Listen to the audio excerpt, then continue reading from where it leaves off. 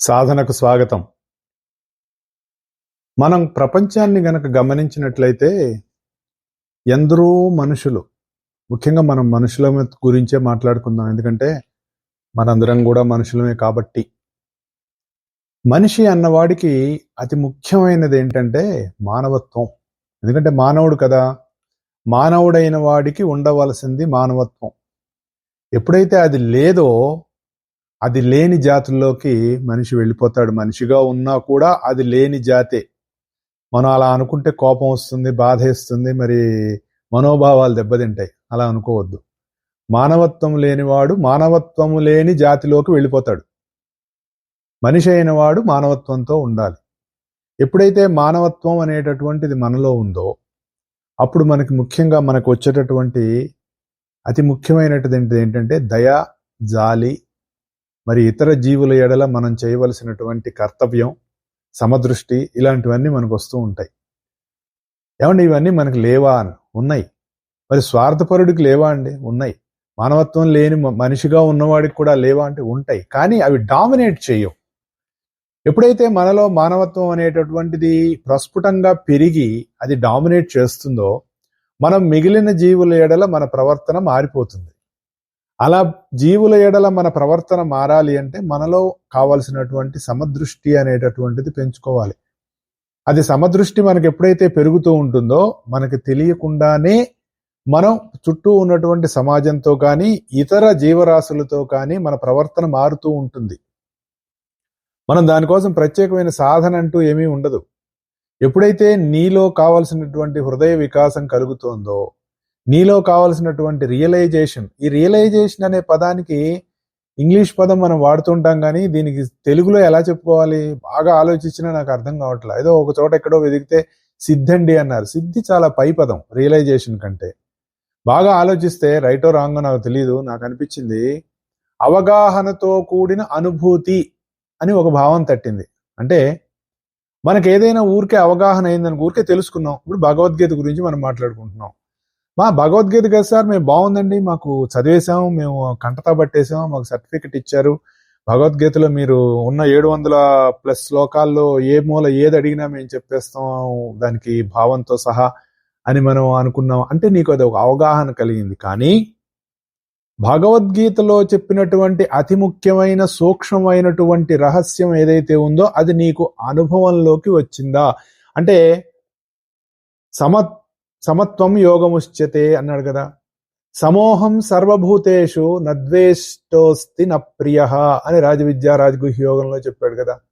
అనన్యాశ్చింతయంతో మాం అని చెప్పాడు కదా. మరి అన్నిటికంటే చాలా ముఖ్యమైనటువంటిది కర్మణ్యేవాధికారస్తే అని చెప్పాడు కదా. ఇవన్నీ మన జీవితంలోకి మనం తెచ్చుకున్నావా? తెచ్చుకోకపోతే ఎందుకు చదువుకున్నావు? ఆ సర్టిఫికెట్ ఇచ్చారండి, ఏం చేసుకుంటావు? ఓనీ సర్టిఫికెట్ ఇచ్చారు, ఆ సర్టిఫికెట్ నువ్వేం చేసుకుంటావు? ఏం చేసుకోలేవు కదా. ఇప్పుడు ఉద్యోగానికి వెళ్ళి నేను భగవద్గీతలో 700 శ్లోకాలు చదివేశానండి, సర్టిఫికెట్ ఇచ్చారు కాబట్టి నాకు మరి ఈ కంపెనీ CEO ఇవ్వండి అంటే ఇస్తారా? ఇవ్వరు కదా. కానీ నీ ప్రవర్తనలో, నీ భావంలో, నువ్వు నీ ఆలోచన విధానంలో నువ్వు ఎక్కడికైతే వెళ్ళావో అక్కడ దానికి అనుగుణంగా వాళ్ళకి కావలసిన విధంగా, లేదంటే వాళ్ళకి ఎలా కావాలో ఆ రకంగా నువ్వు గనక వాళ్ళకి నచ్చితే, అంటే నీ ప్రవర్తనలో వాళ్ళకి కనపడితే నీకు ఉద్యోగం రావడానికి అవకాశం ఉంటుంది. భగవద్గీత చదివినంత మాత్రం రాదు. అంటే రియలైజేషన్ అనేటటువంటి దాన్ని మనం నిజంగా అర్థం చేసుకోవాలంటే, ఒకటి అవగాహనతో ఉండాలి, 2 దాన్ని మనం అనుభూతి చెందాలి, మన జీవితంలోకి ఆచరణలోకి తెచ్చుకోవాలి. మామూలుగా రకరకాలైనటువంటి జీవులు మనకు కనపడుతూ ఉంటారు. వాళ్ళలో సాధారణంగా ఉండేటటువంటి జీవులు ఎక్కువ మంది ఉంటారు. కొంతమంది ఈ రియలైజేషన్ అంటే ఒక విషయాన్ని తెలుసుకొని, ఆ తెలుసుకున్న విషయాన్ని అవగాహన చేసుకున్న దాన్ని అనుభూతిలోకి తెచ్చుకొని, అక్కడి నుంచి ఆచరణలోకి తెచ్చుకొని నేను ముందుకు వెళ్ళాలి అనేటటువంటి ఆలోచన ఉన్నటువంటి వాడు ఇంకొక రకానికి చెందినటువంటి వాళ్ళు. అలా కాకుండా కొంతమంది జీవులు పుట్టుకతోనే వాళ్ళు ఒక రకమైనటువంటి సిద్ధితోటి ఉంటారు, వాళ్ళు ఒక రియలైజేషన్ తోటి ఉంటారు. ఇలాంటి వాళ్ళ గురించి మనం సిద్ధి వాడుకోవచ్చు. అంటే వాళ్ళు మనం చెప్పుకునేటటువంటి గురువులు 10 మందికి మార్గదర్శకులై ఎటువంటి స్వార్థము లేకుండా నిస్వార్థంగా ఉంటూ వాళ్ళందరికీ వాళ్ళ జీవితాల్లో వాళ్ళకు కూడా మంచి జరగాలి అనేటటువంటి ఒక చక్కని భావంతో ఉండేటటువంటి వాళ్ళు కొంతమంది జీవులు ఉంటారు.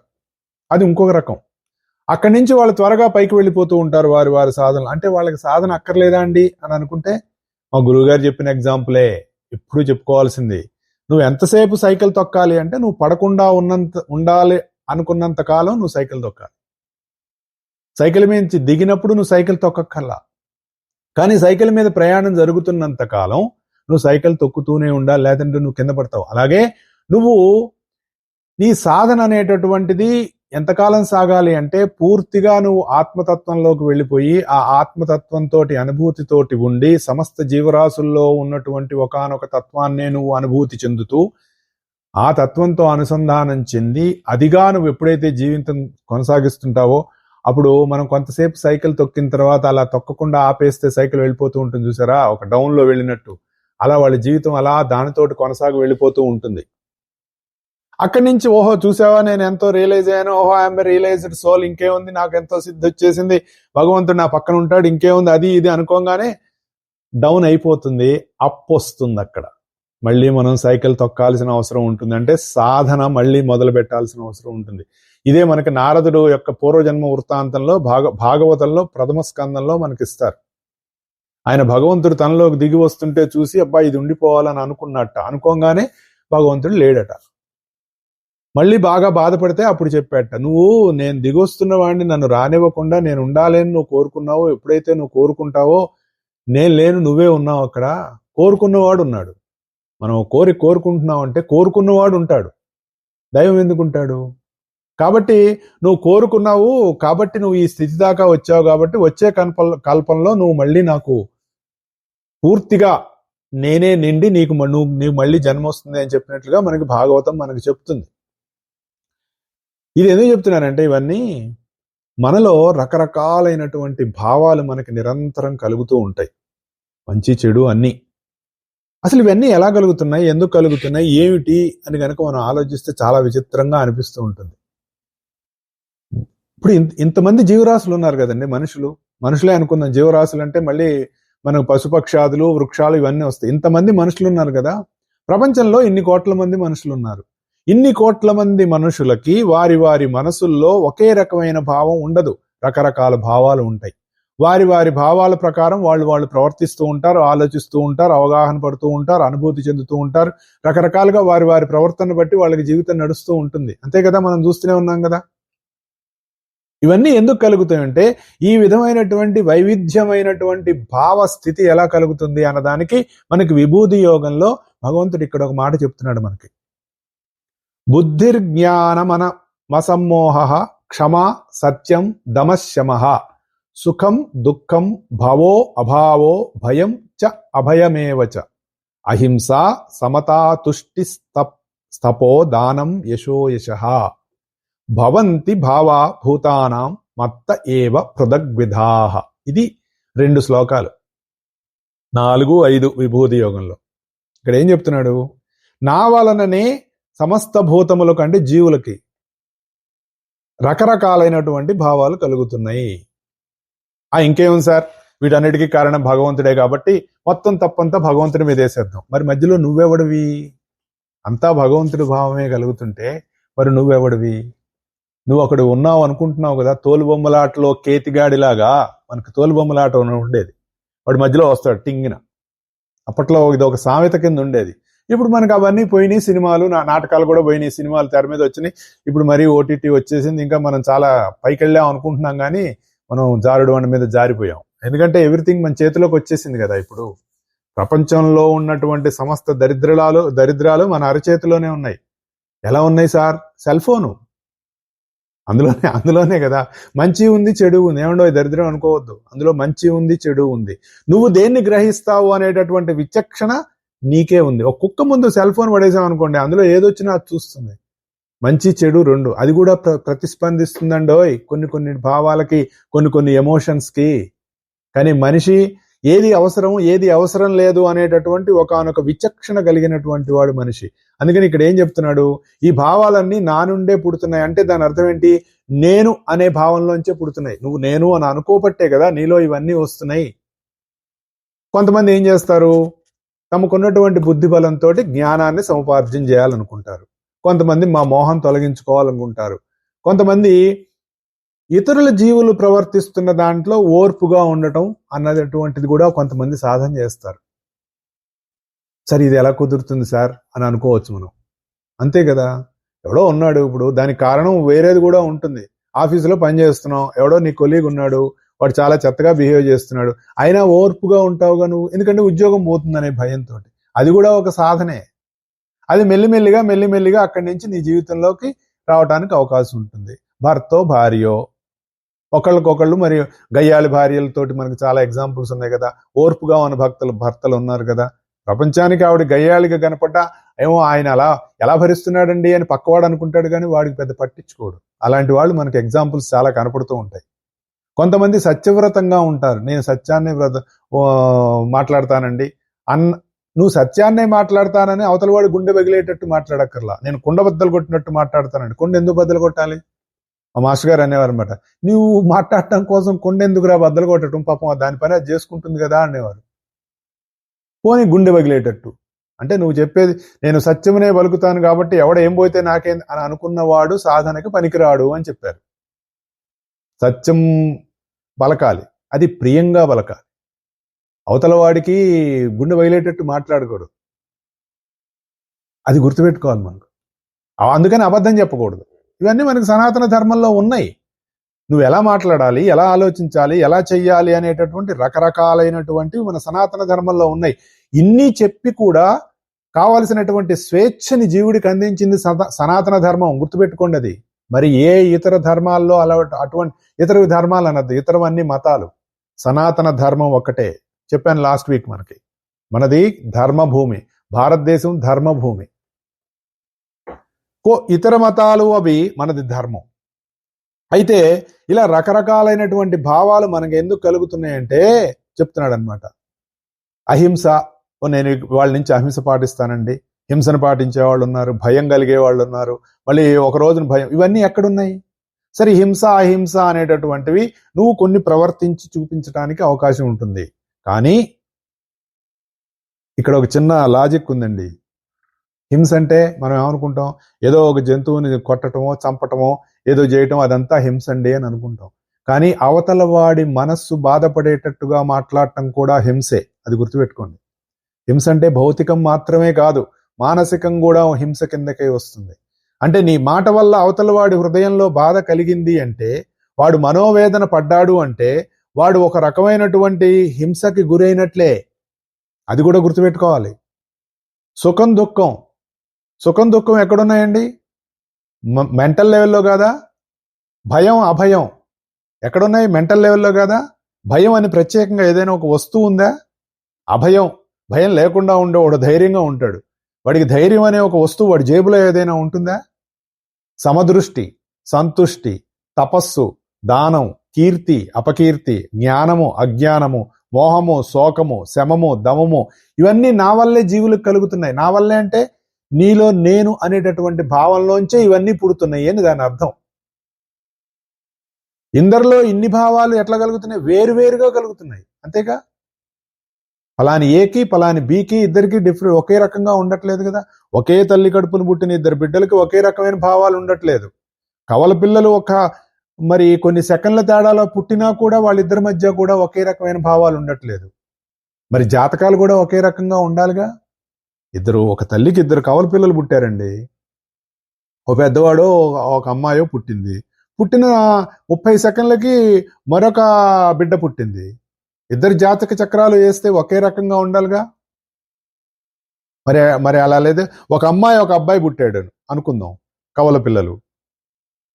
మరి ఇద్దరు ఒకే రకంగా జాతకాలు ఉంటే ఇద్దరు ఒకరినే పెళ్లి చేసుకోవాలి, ఒకే ఉద్యోగం చేయాలి, ఒకే ఊళ్ళో ఉండాలి, ఒకే రకంగా ఉండాలి.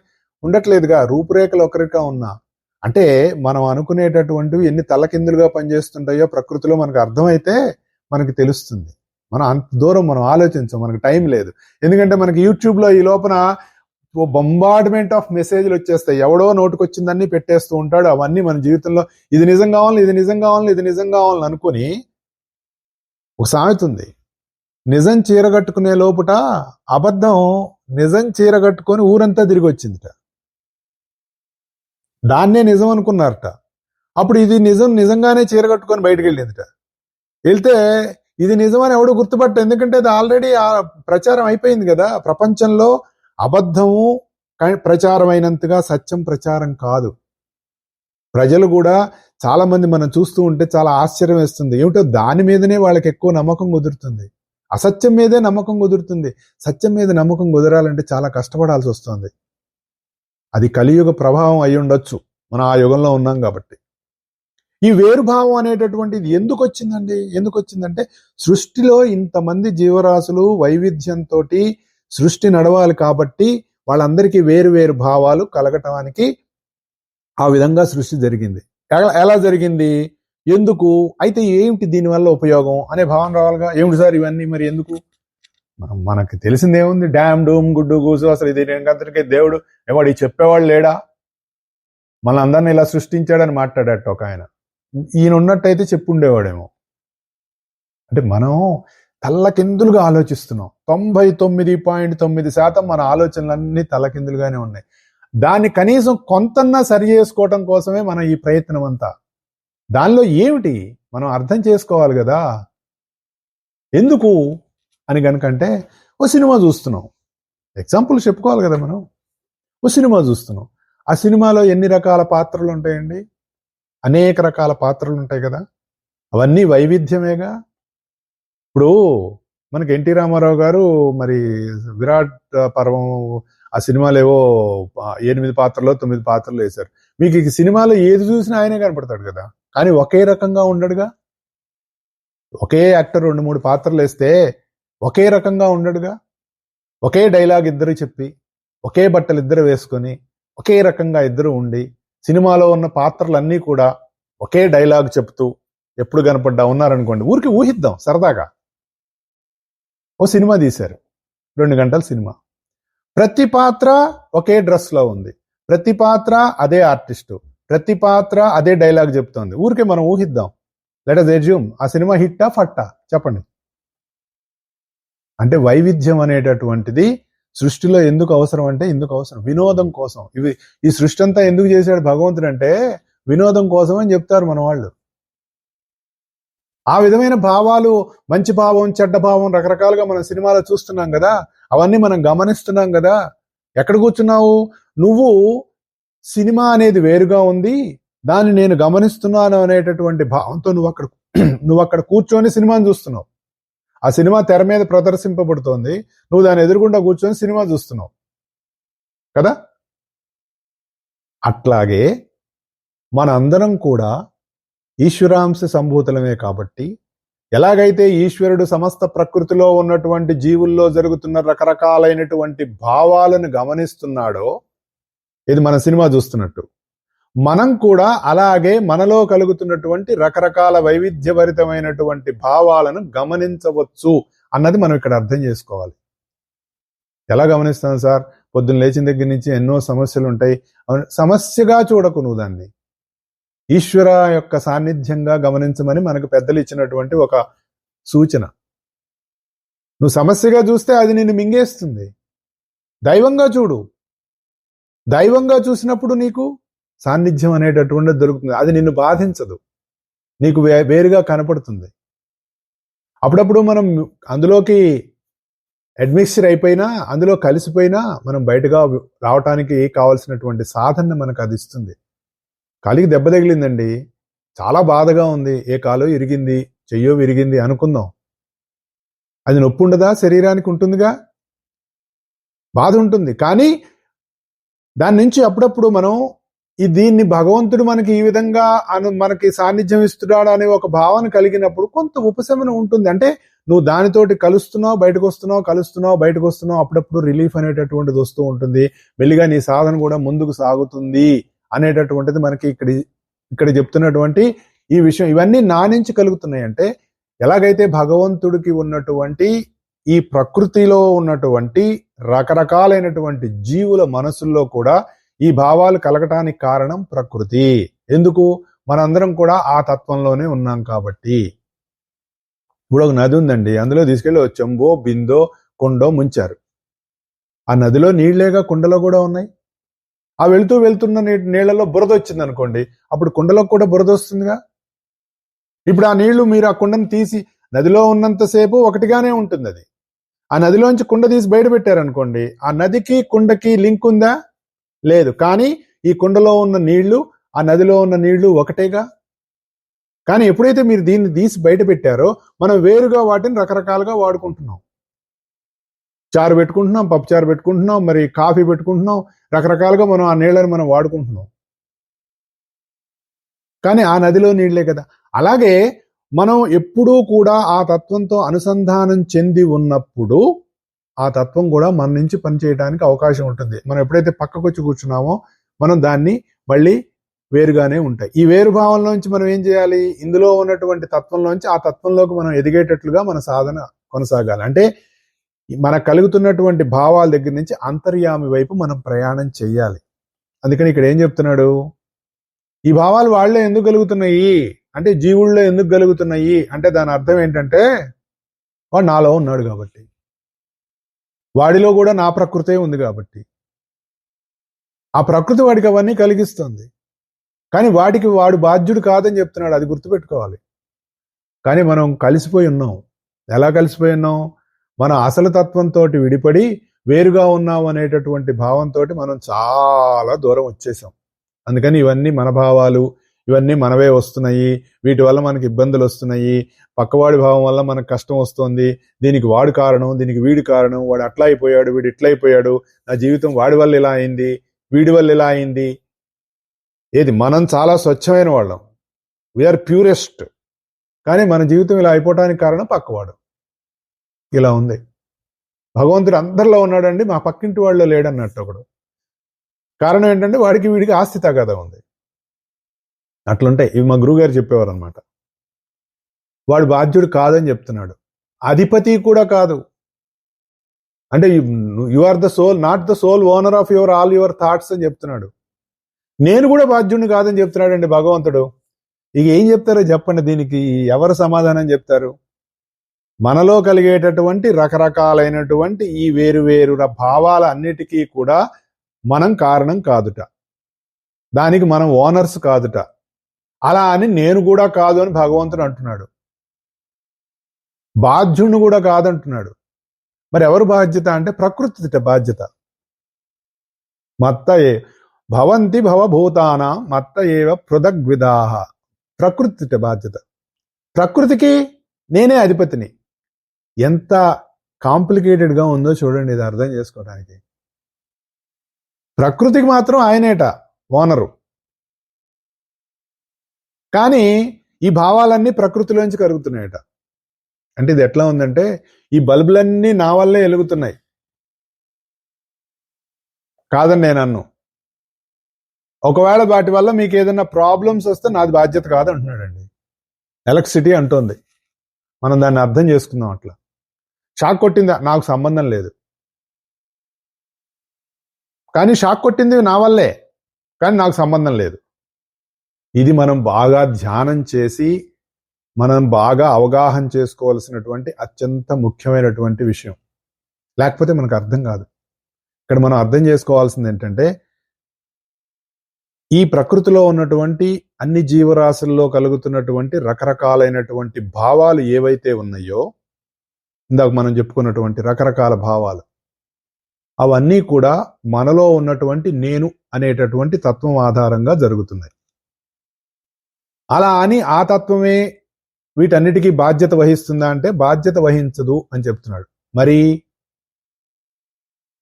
దాని నుంచి వచ్చినటువంటి ఒక ప్రకృతి ఉంది, అంటే త్రిగుణాత్మకమైనటువంటి ప్రకృతి ఏదైతే ఉందో ఆ ప్రకృతి ఆధారంగా, ఆ గుణముల యొక్క సమ్మిశ్రం ఆధారంగా, వాటి ప్రపోర్షన్స్ ఆధారంగా నీలో ఇన్ని రకాలైనటువంటి భావాలు కలుగుతున్నాయి.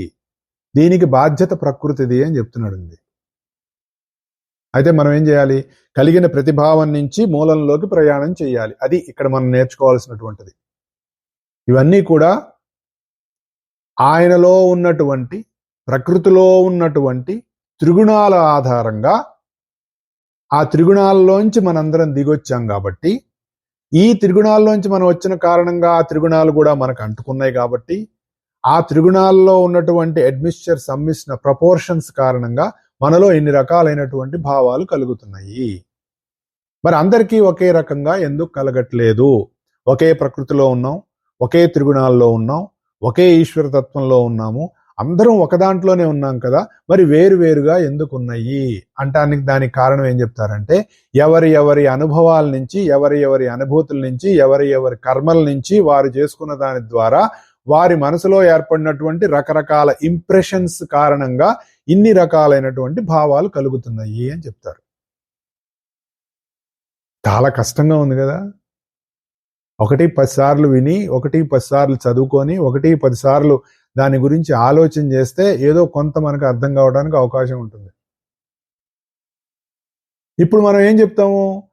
ఇప్పుడు చెప్పండి, ఎవరు కారణం అనగానే ఏం సార్ దేవుడే కారణం. నేను కాదంటున్నాడు ఆయన, ప్రకృతి కారణం. నా ప్రకృతి ఏమంటుంది? కరెక్టే, నేనే, కానీ నేను కూడా కాదంటుంది ప్రకృతి. నాలోంచి 3 గుణాలు వచ్చినాయి అంటుంది. 3 గుణాలు రాగానే అందరికీ ఇవన్నీ వస్తాయా? కాదు. ఈ గుణాల ఆధారంగా చుట్టూ ఉన్నటువంటి ప్రపంచంలో ఉన్నటువంటి జీవరాశులతోటి, మనుషులతోటి, మరి వాటితోటి నువ్వు ఏర్పరుచుకున్నటువంటి సంబంధం కారణంగా, ఆ సంబంధం వల్ల నీకు నీ మనస్సులో ఏర్పడినటువంటి రకరకాలైనటువంటి కర్మలు, వాటి ఫలితంగా వాటిలో ఉన్నటువంటి ఆ రకరకాల అటాచ్మెంట్స్ ఏవైతే ఉన్నాయో దాని కారణంగా నీకు ఈ రకాలైనటువంటి భావాలు కలుగుతున్నాయి. అంటే ఏంటి? కొంతమందికి నేను జ్ఞానం పొందాలి, బుద్ధి పెంచుకోవాలి, మోహం నుంచి బయటపడాలి, నేను క్షమ, సత్యం, దమం, శమం ఇవన్నీ పెంచుకోవాలి, మరి ఈ సుఖ దుఃఖాల మీద ఉన్నటువంటి మోహం పోగొట్టుకోవాలి, మరి భయం, అభయం, ధైర్యం ఇలాంటి వాటన్నిటి నుంచి కూడా నేను బయటపడాలి. లేదంటే భయంకరమైన ఒకడు ఎందుకు భయపడతాడో తెలియదు. వాడు పక్కనున్నవాడు ధైర్యంగా ఉంటాడు. ఎందుకున్నావురా? వాడు చెప్పలేడు, వీడు చెప్పలేడు. కారణం ఎక్కడ ఎతుకుతాం? ఎక్స్రే తీస్తే తెలుస్తుందా? సిటీ స్కాన్ తీస్తే తెలుస్తుందా? మరి highest sophisticated all medical equipment దేని నుంచి వాడికి తెలుస్తుంది? That is the soul quality. వాడికి ఎందుకు ఉంది, వీడికి ఎందుకు లేదు అంటే అది వాడి అనుభవం, ఇది వీడి అనుభవం. ప్రపంచంతో మనం ఏర్పరచుకున్నటువంటి అనుభవాల కారణంగా మనలో ఈ విధమైనటువంటి రకరకాలైనటువంటి వైవిధ్యభరితమైనటువంటి భావాలు మనకు కలుగుతున్నాయి. అయితే మరి ప్రకృతిని దాటడం ఎట్లా అండి? అంతే కదా. మరి నెక్స్ట్ క్వశ్చన్, ప్రకృతిని దాటడం చాలా కష్టం అండో. ఎంత తొందరగా అంత ఈజీ కాదు. నీ చుట్టూ ఏర్పడినటువంటి అష్ట ప్రకృతులు మనం చెప్పుకున్నాం గతంలో. భూమిరాపో అనలో వాయు ఖం మనో బుద్ధిరేవచ అహంకారమితీయం మే భిన్నా ప్రకృతి రష్టదా. నా ప్రకృతి 8 రకాలుగా, నీ చుట్టూ 8 రకాల పొరలు ఉన్నాయి మన చుట్టూ. ఎక్కడున్నాయి? భౌతికంగా కనపడవండి అవి. పోస్ట్ మార్టం చేసేవాడికి ఏం కనపడవు. అవన్నీ నెక్స్ట్ లెవెల్స్లో ఉంటాయి, మన చుట్టూతానే ఉంటాయి, మనలో. మన మనస్సే మనకు కనపడదు, మన బుద్ధే మనకు కనపడదు, మనం అనుకునేటటువంటి డిస్క్రిమినేషనే మనకు కనపడదు. ఉన్నాయా లేవా? అవన్నీ ఉన్నాయి కదా. అలాగే ఇవి కూడా. అయితే ఇవన్నీ దాటాలంటే ఈ 8 ప్రకృతులు దాటిన తర్వాత పైన ఉన్నటువంటి మూల ప్రకృతి, ఆ మూల ప్రకృతికి పైన ఉన్నటువంటిది అసలైనటువంటి మూలతత్వం. ఆ మూలతత్వం దగ్గరికి నువ్వు వెళ్ళాలి అంటే ఈ 8 ప్రకృతులు దాటి మూలతత్వాన్ని గనక నువ్వు దాటితే అప్పుడు నువ్వు అక్కడికి వెళ్ళటానికి అవకాశం ఉంటుంది. అంటే నువ్వు నేను ఆ తత్వంతో అనుసంధానం చెందుతాను అనేటటువంటి తపన నీలో పెరిగితే, సమస్త జీవుల ఎడల నీకు ఉన్నటువంటి సమదృష్టి పెరిగితే, శాంతి, దాంతి, శమము, దమము, సంతుష్టి ఇలాంటివన్నీ నీలో పెరిగితే అప్పుడు మెల్లిగా ప్రకృతి దారిస్తుంది. పోనీలు ఎవడో పిచ్చివాడు వాడు వెళ్తాట వెళ్ళనేను. ఎక్కడికి? మూలతత్వంలోకి. అంటే నువ్వు ఎవరిని ఈ ప్రకృతిలోంచి ఉన్నటువంటి గుణాల ఆధారంగా ఇందాక చెప్పినట్లుగా మనలో కలుగుతున్నటువంటి వేరు వేరు భావాలకి మూలమైనటువంటి నేను అనే తత్వంతో మనం అనుసంధానం చెందితే, రాజవిద్య రాజగుహ్యం అంతా అదే కదా. నాతో ఉండు, నా గురించి ఆలోచించు అని భగవంతుడు చెప్పాడు అంటే ఆ తత్వంతో నువ్వు వెళ్ళినప్పుడు నీకు ప్రకృతి దారిస్తుంది. అందుకని ఎవరైతే ఈశ్వర సాన్నిధ్యంతో ఉంటారో, ఇక్కడ ఈశ్వరుడు అంటే మరి ఈశ్వరుడా, విష్ణువా ఇవన్నీ కాదు. ఈశ్వరుడు అంటే యజమాని, అన్నిటికీ అధిపతి అని అర్థం. ఇక్కడ చెప్పినట్లుగా ఆ తత్వంతో నువ్వు, ఆ తత్వం ఎక్కడో ఉందండి, ఆకాశంలో ఎక్కడో రాకెట్ వేసుకుని వెళ్ళాలి కాదు, నీలోనే ఉంది అది. ఆ భావాలన్నీ అక్కడి నుంచే పుడుతున్నాయి. నువ్వు అలా రివర్స్ ఇంజనీరింగ్ చేసుకుంటూ గనక నువ్వు వెనక్కి వెళ్ళి ఆ తత్వంతో నువ్వు ఎప్పుడైతే ముడిపెట్టుకొని నీ సాధన కొనసాగుతూ ఉంటుందో అప్పుడు ప్రకృతి నిన్ను స్పృశించదు. అది మనం గుర్తుపెట్టుకోవాలి. ప్రకృతి దాటాలి అంటే మూలతత్వం వైపు మనం అడుగులు పడాలి. అప్పుడు మనల్ని ప్రకృతి ఏమీ చెయ్యదు అనేటటువంటిది ఇక్కడ మనకు అందించినటువంటి ఒక రహస్యమైనటువంటి విషయం. భగవంతుణ్ణి ప్రకృతి మనకు దారియాలంటే మూలతత్వంతో ముడిపెట్టుకోవాలి. అది ఎక్కడో లేదు, నీలో నీవుగానే ఉన్నది. అది రహస్యం. అక్కడ మనం జారిపోతాం. నీలో నువ్వుగానే ఉంటా. సార్ నేను మహాత్మున్నా సార్, ఎట్లా కుదురుతుంది సార్, నేను అప్పుడప్పుడు చాలా పనులు చేశాను, పాపాలు చేశాను, వీడిని తిట్టాను, వాడిని కొట్టాను, మరి చిన్నప్పుడు మా నాన్న జేబులో దొంగతనం చేశాను, మరి మా అమ్మకు తెలియకుండా మరి డబ్బులు కాజేశాను, మరి నేను ఇన్ని చేశాను, సినిమాకి వెళ్ళాను, ఇన్ని దొంగ పనులు అన్నీ చేశాను కదా సార్, నేను మహాత్ముడైనా అవుతాను. నువ్వు అలా అనుకుంటున్నావు కాబట్టి అది భగవద్గీత మనకు చెప్పేది. నువ్వు ఎలాంటి వాడివైనా సరే నాతో ముడిపెట్టుకోమని చెప్పాడు కదా. నువ్వు భూమి మీద ఉన్నటువంటి నీచాతి నీచుల్లో నీచమాని వాడివైనా సరే నువ్వు నాతో ముడిపెట్టుకోవడం ప్రారంభించిన దగ్గర నుంచి నిన్ను నేను నడిపిస్తానని చెప్పినటువంటి ఏకైక గ్రంథం మనకి భగవద్గీత. మనకి ఇంకా అంత ఈజియెస్ట్ థింగ్ కూడా మనకు అర్థం కాకపోతే మన పరిస్థితి ఏంటో మనమే ఆలోచించుకోవాలి. ఇక్కడ మనం గుర్తుపెట్టుకోవాల్సినటువంటి ఇంకొక విషయం ఏంటంటే, మరి దీన్ని ఎలా ధ్యానం చేయాలి అని కూడా మనం ఆలోచించుకోవాలి కదా. మన సాధనా పరంగా కూడా మనం చెప్పుకోవాలి అంటే దీన్ని ఎలా ధ్యానం చేయాలి. ధ్యానం అనేటటువంటిది మరి నిశ్చయం మనం చెయ్యవాలి, తప్పదు. ఆ ధ్యానంలో కూర్చున్నప్పుడు మనలో ఎలాంటి భావాలు, ఏ భావం అయినా సరే, అసలు భావం అనేటటువంటిది, ఒక ఆలోచన అనేటటువంటిది ఎలా పుడుతోంది అనేటటువంటి దాన్ని, ఎక్కడి నుంచి వస్తోంది, దానికి మూలం ఏంటి అనేటటువంటిది గమనించమని చెప్తారు. యోగా ఈజ్ అబ్జర్వేషన్ అని చెప్తారు. నీలో యోగం ఎలా జరుగుతుందో అబ్జర్వేషన్. నువ్వు ప్రత్యేకంగా చేయాల్సిందేం లేదు, ఎందుకంటే లోపల ఆల్రెడీ జరుగుతున్నటువంటి ఒక విషయంతో నువ్వు అనుసంధానం చెందాలి. ఏంటి, మనకి పుట్టినప్పటి నుంచి మనతో పాటు ఉన్నది మన శ్వాస గనక ఆ శ్వాస ఎలా జరుగుతోంది అనేటటువంటి దాని మీద నువ్వు మనసు పెట్టినప్పుడు మెల్లిమెల్లిగా ఆ మనసు అయినా సరే ఏటో రకరకాల భావాలు, ఆలోచనలు వస్తూనే ఉంటాయి. అయినా సరే వెనక్కి తీసుకొస్తూనే ఉంటాం. అయినా ప్రయత్నం చేస్తున్నా. సరిగ్గా గనక ప్రయత్నం చేస్తే కొన్నాళ్ళకి మనలో కొద్దిసేపటి తర్వాత మనసు భావాలు ఆగిపోతాయి. అభావ స్థితికి మనం వెళ్తాం. అక్కడ మనకి వెయిట్ చేయాల్సిన అవసరం ఉంటుంది. ఎందుకంటే ఆ అభావ స్థితిలో ఏం జరుగుతుందో మనకు తెలియదు. ఎందుకంటే అక్కడ మనకు మనస్సు ఉండదు. మనం అనుకుంటాం నిద్ర అనుకుంటాం అని, కానీ నిద్ర కాదు. అది ఏమీ తెలియని ఒక స్థితికి మనం వెళ్తాం. అక్కడ మనకి ఏమి జరుగుతోందో తెలియాలి అనేటటువంటిది మన చేతుల్లో లేదు. అది అవతల వైపు నుంచి తలుపు తెరవాల్సిందే. అప్పటి వరకు మనం వెయిట్ చేయాలి. సో దానికోసం మనం కూర్చున్నప్పుడు మనలో భావాలు ఎలా కలుగుతున్నాయి, అది ఎక్కడి నుంచి పుడుతున్నాయి, ఆ భావం ఎలా పుడుతోంది అనేటటువంటిది ఒక గమనిక గనక మనం చేసినట్లయితే మనం మెల్లిమెల్లిగా ఆ మూలంలోకి మనం వెళ్ళటానికి అవకాశం ఉంటుంది. దానికోసం కంపల్సరీగా ప్రతిరోజు మనం ఒక సమయాన్ని కేటాయించుకొని మనకున్న దాంట్లో మనం రోజు వాట్సాప్లోనో ఫేస్బుక్లోనో మనం గడుపుతున్నటువంటి సమయంలో ఒక అరగంట సమయాన్ని తగ్గించుకొని దీన్ని గనక మనం ఉపయోగించుకోగలిగితే ఒక సమయం పెట్టుకొని, ఉభయ సంధ్యలో అయితే బెస్ట్ అని చెప్తారు, మార్నింగ్ ఈవినింగ్. మార్నింగ్ ఏమో చీకటి వెలుగుగా మారేటటువంటి సమయం, సాయంత్రం ఏమో వెలుగు చీకటిగా మారేటటువంటి సమయం. ఈ రెండు ట్రాన్సిషన్స్ జరిగేటప్పుడు మన మనస్సు అటువంటి ట్రాన్సిషన్స్ కి గురవటానికి అవకాశం ఉంటుంది. కాబట్టి మనం మూలంతో అనుసంధానం చెందటానికి ఆ సమయం చాలా ముఖ్యమైనటువంటిది, చాలా పవిత్రమైనటువంటి సమయంగా మనకి ఇచ్చారు. అప్పుడు దగ్గరగా అటు ఇటుగా రాత్రి పగలు సమానంగా ఉండేటటువంటి ఒకనొక సమయం ట్రాన్సిషన్ జరుగుతుందన్నమాట. మరి మధ్యాహ్నం 12ంటికి ఏమో పగలు వెలుగు ఎక్కువగా ఉంటుంది, రాత్రి 12ంటికి చీకటి ఎక్కువగా ఉంటుంది. ఈ రెండు తీసేస్తే సమత్వంగా ఉండేటటువంటివి ఉదయం 6 గంటలు, సాయంత్రం 6 గంటలు అనేటటువంటి మనకి 2 కాలాలు ఇచ్చారు. ఆ సమయంలో మనం ధ్యానం చేసుకోవటం అన్నది చాలా మంచిది. మనసు కూడా ప్రశాంతంగా ఉంచుకోవడానికి సరైన సమయాలన్నమాట. కాబట్టి ఈశ్వర సాన్నిధ్యం అంటే ఆ తత్వంతో ఎప్పుడైతే నువ్వు సాన్నిధ్యంలో నిలిచావో ప్రకృతి నిన్ను స్పృశించదు.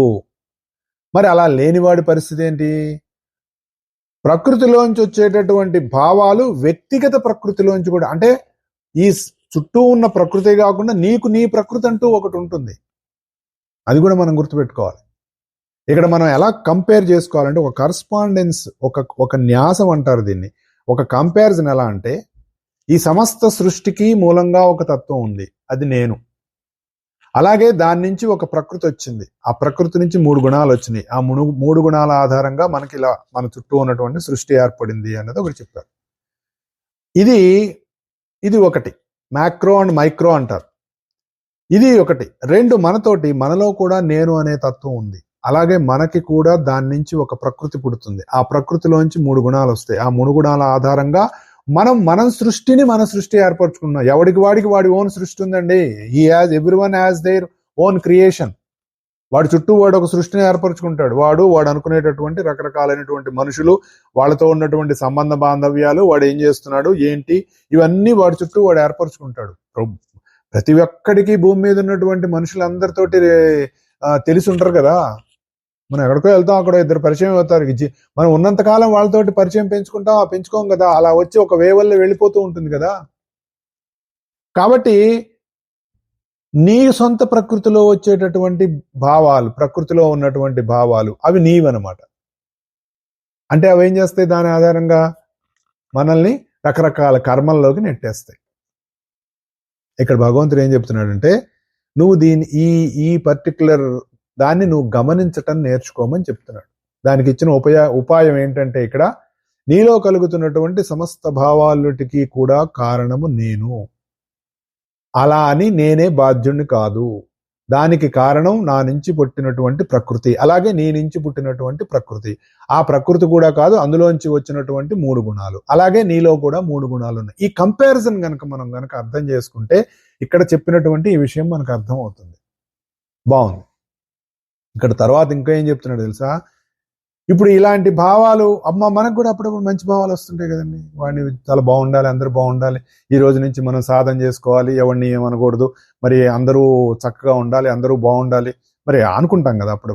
అలాగే ఇక్కడ భగవంతుడు ఏం చెప్తున్నాడు? నాకు కూడా మంచి భావాలు వస్తుంటాయని చెప్తున్నాడండి. చాలా విచిత్రంగా అనిపిస్తుంది కదా.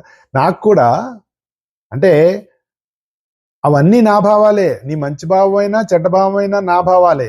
అవన్నీ కూడా త్రిగుణాత్మక ప్రకృతిలోంచి ఉద్భవించిన భావాలని చెప్తూ, నిర్మలమైనటువంటి అంతర్యామి ప్రకృతి నుంచి కూడా కొన్ని స్థిరమైనటువంటి భావాలు ఈ సృష్టికి మొదట్లో ఏర్పడతాయట.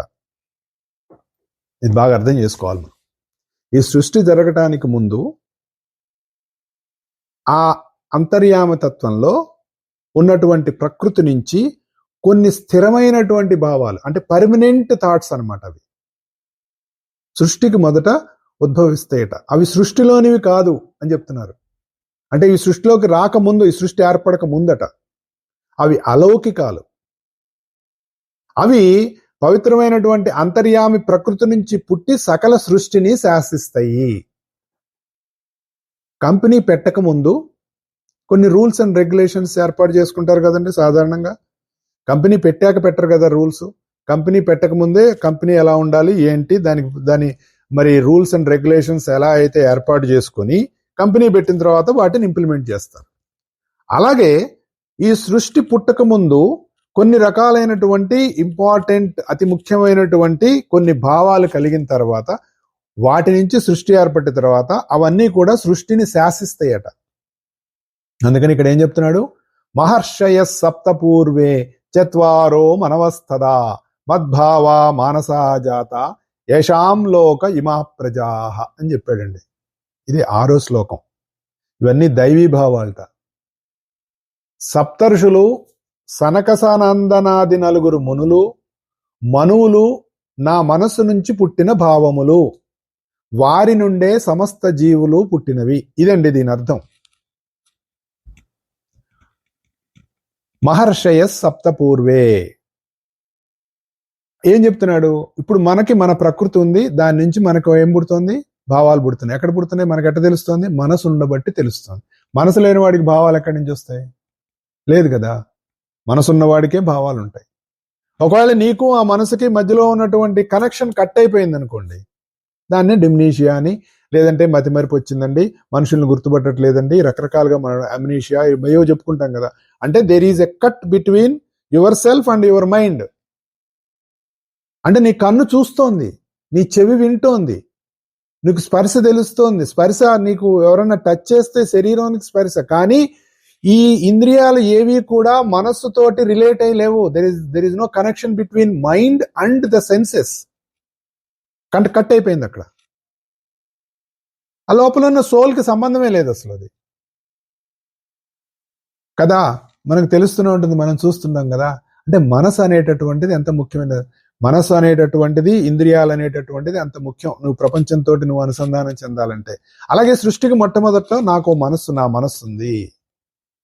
ఆ మనస్సు కూడా ఎట్లా పుట్టింది? నా ప్రకృతిలోంచి వచ్చింది. ఇది మనది కాదు, మనం అక్కడి నుంచి చెప్తున్నాం. ఇందాక మనం కంపేర్ చేసుకున్నాం కదా. వచ్చిన దాంట్లోంచి 4 మహర్షులు వచ్చారు. తర్వాత 14 మంది మన్వంతరాలు ఏర్పడ్డాయి. అలాగే 7 మహర్షులు, 4 కుమారులు, 7 మహర్షులు, 4 కుమారులు, 14 మనువులు వచ్చారు నా మనసులోంచి అని చెప్పాడండి. వాళ్ళ నుంచి మిగిలిన లోకం వచ్చింది అని చెప్పాడు. ఇది చాలా పెద్ద విషయం. ఎందుకు పెద్ద విషయం అంటే గుండె పగిలి అర్థం చేసుకోలేనంత అట్లా కాదు, చాలా పెద్ద విషయం. అంటే దీని నుంచి మనం అర్థం చేసుకోవాల్సింది చాలా ఉంది అని అర్థం. ఇది ఎందుకు మనకి ఇక్కడ వీళ్ళ ద్వారా ఎందుకు జరుగుతుంది అంటే మనం బాగా అర్థం చేసుకోవాల్సింది ఏంటంటే, మొట్టమొదటిగా మహర్షయ సప్త పూర్వే, 7 మహర్షులు, చత్వారో మనవస్తదా, 14 మనువులు. వాళ్ళంతా నా మనసులోంచి పుట్టారని చెప్పారు కదా. 4 కుమారులు. ఏమిటి 4 కుమారులు? మామూలుగా మనకి 4 కుమారుల కింద ఏం చెప్తారు? సనకస, సనందన, సనత్ కుమార, సనశ్చుజాతుడు అనేటటువంటి 4 కుమారులుగా మనకి చెప్తారు. వీళ్ళని బ్రహ్మ మానస పుత్రులు అంటారు. అదేంటి సార్ మనస్సు అన్నారు? మనస్సు అంటే బ్రహ్మ, మనస్సు అంటే బ్రహ్మే. ఆ తత్వం యొక్క మనస్సు బ్రహ్మదేవుడు. బ్రహ్మము వేరు, బ్రహ్మ వేరు. బ్రహ్మము అంటే సర్వత్రా వ్యాపించి ఉన్నటువంటి, మనం చెప్పుకునేటటువంటి నేను అనేటటువంటి ఒకానొక అంతర్యామి తత్వం. బ్రహ్మ అంటే ఆ తత్వం యొక్క ప్రకృతిలోంచి ఏర్పడినటువంటి బ్రహ్మగారు. ఆయనకి 4 ముఖాలు ఉంటాయి, అంతే కదా. బ్రహ్మగారికి 4 ముఖాలు ఉంటాయి. దానికి రకరకాల 5 ఉండేవండి, ఒకటి కట్ చేశారండి, మనం కథలు చెప్పుకుంటాం మనం. అదే ఈ 4 ముఖాలతోటి ఒక బ్రహ్మ ఏర్పడ్డారు. 4 ఎందుకు వచ్చినాయి? 5వది ఉంటే ఎందుకు తీసేశారు? దాని రహస్యం మళ్ళీ వేరే ఉంటుంది. ఈ 4 కుమారులు ఆయన యొక్క మనసులోంచి వచ్చారు. వీళ్ళని బ్రహ్మ మానస పుత్రులు అని చెప్తారు. ఆ తర్వాత మనకి ఇంకో ఏం చెప్తారు? 7 ఋషులు చెప్పారు. అంటే అత్రి, భృగువు, అంగిరసుడు, వశిష్ఠుడు, పులస్తుడు, పులహుడు, క్రతువు అనేటటువంటి 7 మహర్షులు. వీళ్ళనే మనకి సప్తర్షులు అని చెప్తారు. ఈ సప్తర్షులు ఆల్వేస్ సేమ్ కాదండి, ఒక్కొక్క మన్వంతరంలో చేంజ్ అయిపోతూ ఉంటారు వీళ్ళు. మనకున్నటువంటి మన్వంతరానికి వీళ్ళు. ఆ పైన 14 మన్వంతరాలు. ఈ 14 మన్వంతరాలు మనకి 14 రకరకాల మన్వంతరాలు, మనకి దీనికి సంబంధించినటువంటి మరి యుగాలు, దాని లెక్కలు అన్నీ చెప్తారు కదా. 14 మన్వంతరాలు మనకు ఉన్నాయని చెప్పారు. ఏమిటవి? గుర్తుపెట్టుకోవాలి ఇవి. స్వయంభూ, స్వారోషిస, ఉత్తమ, తామస, రైవత, చాక్షుస, వైవస్వత. అంటే మనం ప్రస్తుతం నడుస్తున్నాం. వైవస్వత మన్వంతరే కలియుగే ప్రథమపాదే జంబూద్వీప్ మనం చదువుకుంటాం కదా. సూర్య సావరణి, దక్ష సావరణి, బ్రహ్మ సావరణి, ధర్మ సావరణి, భద్ర సావరణి, దేవ సావరణి, ఇంద్ర సావరణి అని మిగిలినవి. ఇవి 14. వీళ్ళందరూ ముందు ఏర్పడ్డారటండి. వీళ్ళ ఏర్పడిన తర్వాతనే సృష్టి మిగిలింది వచ్చిందట.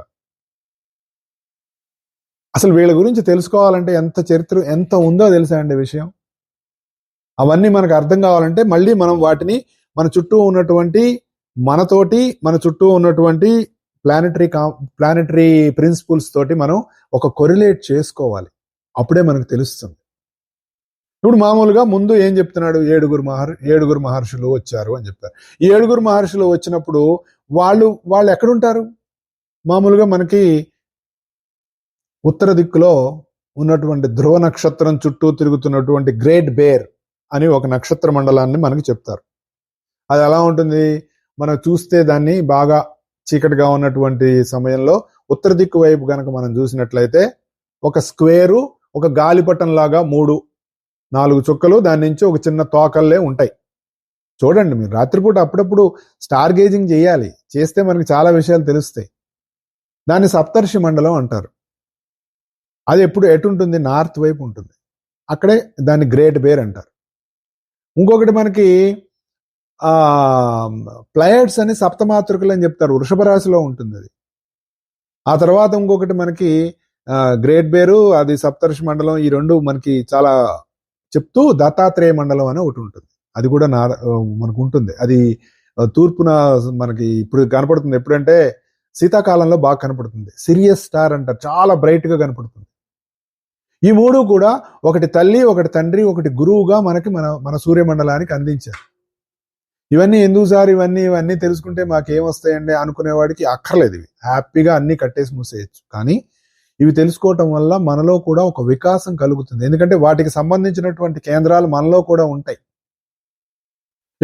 ఇప్పుడు ఈ సప్తర్షి మండలం అని చెప్పుకున్నాం. 7 ఋషుల గురించి మనం చెప్పుకున్నాం. ఈ 7 ఋషులు ఎక్కడుంటారు మనకు తెలియాలి కదా, మనం కొరిలేట్ చేసుకోవాలి కదా. ప్రకృతిలో ఉన్నదానికి మనలో ఉన్నదానికి ఉన్న డిఫరెన్స్. అత్రి అనేటటువంటి మహర్షి మన సహస్రారంలో హెడ్ సెంటర్ లో ఉంటాడు. అంటే దాని రిలేటెడ్ సెంటర్ ఆయనకి మనకి ఒక లింకప్ ఉంటుంది. అలాగే భృగు మహర్షికి సంబంధించినటువంటిది ఆజ్ఞాచక్రంలో ఉంటుంది. అంగీరసుడు అనేటటువంటిది మన యొక్క థ్రోట్ సెంటర్ విశుద్ధి చక్రంలో ఉంటుంది. వశిష్ఠుడు అనేటటువంటి మహర్షి యొక్క సెంటర్ మనలో హృదయ కేంద్రం అనాహత కేంద్రంలో ఉంటుంది. పులస్త్యుడు అనేటటువంటిది మణిపూరంలో ఉంటుంది. పులహుడు అనేటటువంటిది స్వాధిష్టానంలో ఉంటుంది. క్రతు మహర్షికి సంబంధించినటువంటి కేంద్రం మనలో మూలాధారంలో ఉంటుంది. అంటే ఆ 7 ఋషులు మనలో ఉన్నటువంటి 7 కేంద్రాలతోటి ఒక లింకప్ ఉంటుంది. అందుకు మనం ధ్యానం చేసుకోవాలి. ఇక్కడ ఏదో ఆయన చెప్పేశాడండి అని కాదు. ఆ నేనెంతో మన నేను కూడా అంతే అనే కదా మనం చెప్పుకుంటూ ఉన్నది. ఈ లింకప్ ఎప్పుడైతే మనకు వస్తుందో దానికి మనలో కావాల్సినటువంటి ఆ వికాసం పెరుగుతూ ఉంటుంది, విషయం తెలుస్తూ ఉంటుంది. మనలో ఉన్నటువంటి ఈ 7 అనేటటువంటిది 7 లోకాలుగా మనకు చెప్తారు. మనలో కూడా 7 లేయర్స్ ఉంటాయి. మనం అనుకునేటటువంటి భౌతిక శరీరం, మరి కామమయ శరీరం, మనోమయ శరీరం, బుద్ధిమయ శరీరం, మనలో ప్రేమ అండ్ లవ్ అండ్ ఎఫెక్షన్ ఇవన్నీ ఉంటాయి. మనం ఉన్నాం కదా, కాన్షియస్ ప్రజ్ఞగా ఉన్నాము, ప్యూర్ కాన్షియస్ గా కూడా మనం ఉన్నాం. ఇవి కూడా 7 లోకాలే కదా. 7 అనేటటువంటిది మనలో ఉన్నటువంటి 7 గ్రంథులు ఉన్నాయి కదా మనలో. 7 మహర్షే సప్తపూర్వే, అంటే 7 అనేటటువంటి దాంతో ఎన్ని లింకప్లు ఉన్నాయో చెప్తున్నారు అనమాట. మనకి మరి 7 గ్రహాల కింద చెప్తారు కదా. మనకి నవగ్రహాల్లో 7 గ్రహాలు, 2 ఛాయాగ్రహాలు. అలాగే మనలో కూడా 7 గ్రంథులు ఉన్నాయి కదా. Pineal gland, pituitary, thyroid, thymus, adrenal, pancreas ఇవన్నీ ఉన్నాయి కదా మనలో గ్రంథులు. అవి కూడా 7 గ్రంథులు. ఈ 7 గ్రంథులకి ఈ 7 కేంద్రాలకి లింకప్ ఉంటుంది. అలాగే మనం అనుకునేటటువంటి 7 గ్రహాలకి మనలో కూడా లింకప్ ఉంటుంది. సూర్యుడు మన తలకి లింకప్ ఉంటుంది. జూపిటర్ అనేటటువంటి గురుగ్రహం మన భూమధ్యంతో లింకప్ ఉంటుంది. మెర్క్యూరీ బుధగ్రహం మన థ్రోట్ సెంటర్ విశుద్ధితోటి ఉంటుంది. అందుకే మాట మంచిగా రావాలని చెప్తారు. మెర్క్యూరీ అంటే బుద్ధికి సంబంధించింది, మాటకు సంబంధించింది. Venus heart center. మూను మన సాక్రల్ సెంటర్, మన మణిపూర చక్రం. మరి మార్స్ శక్తి కదా, అది మన స్వాధిష్టాన చక్రం. శాట్రన్ మన మూలాధార చక్రం. ఇవన్నీ లింకప్లు ఉంటాయి. ఇవన్నీ ఎందుకు సార్ మనకంటే ధ్యానంలో మనం ఇవన్నీ గుర్తు చేసుకొని మన సూర్యమండలంతో మనం గనక ఎప్పుడైతే లింకప్ చేసుకుంటామో ఆ లెవెల్కి మన దాని అవగాహన పెరుగుతుంది, పర్వేజన్ పెరుగుతుంది. అందుకోసం ఇవన్నీ మనం చెప్పుకోవాలి.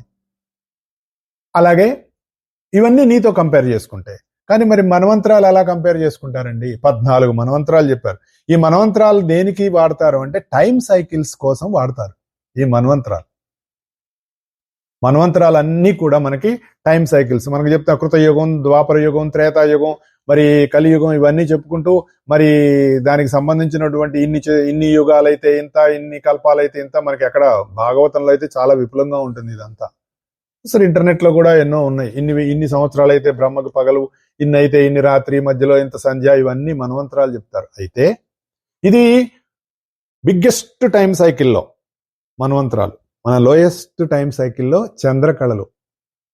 మనకి పౌర్ణమి నుంచి 14 తిథులు ఉన్నాయి కదండి. పౌర్ణమి తిథి పక్కకు తీసేస్తే పాడ్యమి, విధియ, తదియ, మరి చవితి, పంచమి ఇలా ఎక్కడి దాకా వస్తాయి? చతుర్దశి. అంటే 14. చతుర్దశి అయిపోయిన తర్వాత ఏమవుతుంది? అమావాస్య, పౌర్ణమి వస్తుంది. ఇవే 14 తిథులు. అమావాస్యకు ముందు 4, అమావాస్య తర్వాత 4 ఉంటాయి, తర్వాత ఉంటాయి 14 చంద్రకళలు. ఈ 2 కలిపి 16. ఏది? పౌర్ణమిను ఇది కలిపి. అంటే ఒకటి ఫుల్ మూను, ఒకటి నో మూను. ఈ 14 మన్వంతరాల్ని, ఈ 14 చంద్రకళల్ని, అంటే ఒకటి హైయెస్ట్ టైం సైకిల్, ఒకటి లోయెస్ట్ టైం సైకిల్ మన లెవెల్కి. ఈ రెండింటినీ కనుక మనం కంపేర్ చేసుకుంటే మనకు తెలుస్తుంది. అలాగే ఈ నలుగురు కుమారుల గురించి కూడా చాలా ఉంటుంది మనలో. పరాపశ్యంతి, మధ్యమ, వైఖరి అనేటటువంటి 4 వాక్కులుగా మనకు వీళ్ళు కనపడతారు మనలోనే. ఆ 4 మనకేంటి అన్నది మనకు తెలుస్తుంది. అలాగే వీళ్ళే 4 వేదాలు. మనలో ఉండేటటువంటి ప్రాణ ప్రవృత్తి ఒకటి.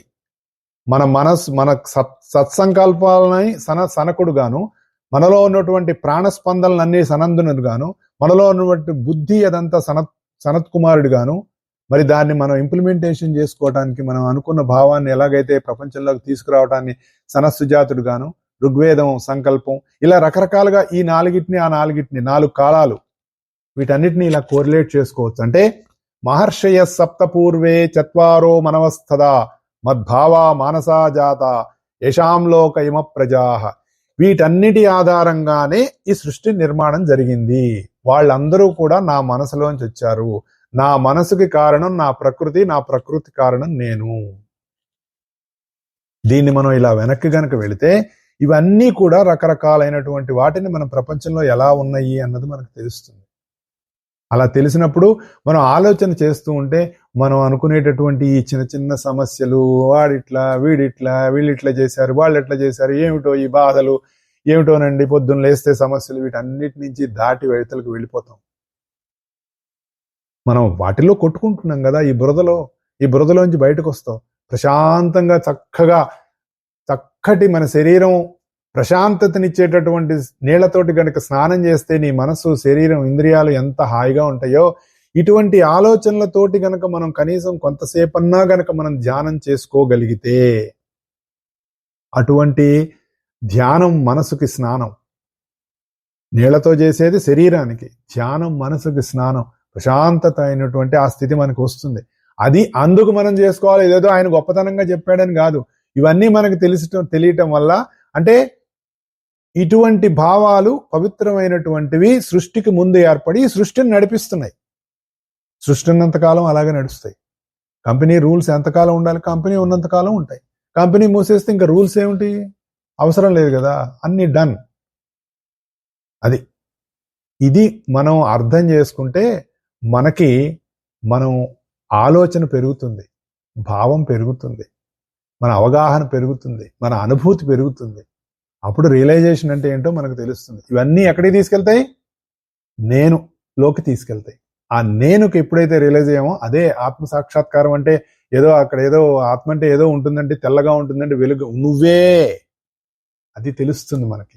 దానికోసమే మనం ఈ ప్రయత్నాలన్నీ, అలా మన సాధన ముందు కొనసాగాలి. ఈ సాధనలో తెలుసుకున్నటువంటి విషయాలు మనకు అనుభూతినివ్వాలి. అక్కడి నుంచి మనం ఆనందము, ఆరోగ్యము, సంతోషము, సుఖము అనేటటువంటి స్థితికి, స్థిరత్వంతో మనం వెళ్ళాలి. స్టెబిలైజ్డ్ మైండ్ తోటి మనం వెళ్ళాలి. అందుకే ఈ ప్రయత్నం అంతా. అంతవరకు అందరూ తమ తమ సాధనలు కొనసాగించాలని మనసా వాచా కర్మణ కోరుకుంటూ ఈ వారాన్ని సెలవు తీసుకుంటున్నాను. వచ్చే వారం కలుద్దాం. జై గురుదేవ్.